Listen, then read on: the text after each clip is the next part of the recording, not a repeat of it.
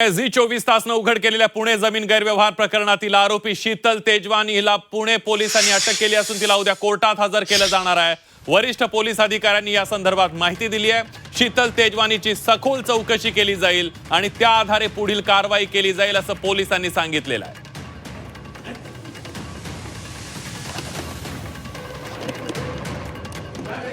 महत्वाची बातमी आपण बघतोय, शीतल तेजवानी हिला उद्या कोर्टात हजर केलं जाणार आहे। वरिष्ठ पोलीस अधिकाऱ्यांनी या संदर्भात माहिती दिली आहे। तर शीतल तेजवानीची सखोल चौकशी केली जाईल आणि त्या आधारे पुढील कारवाई सुद्धा केली जाणार असल्याचं पोलिसांनी स्पष्ट केलं आहे। शीतल किशनचंद तेजवानी यांना अटक करण्यात आलेली आहे।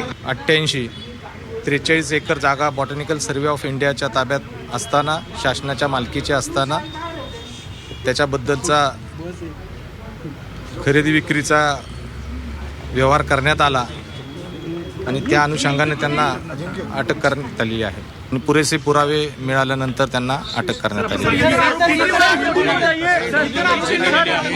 त्याचा तपास चालू आहे।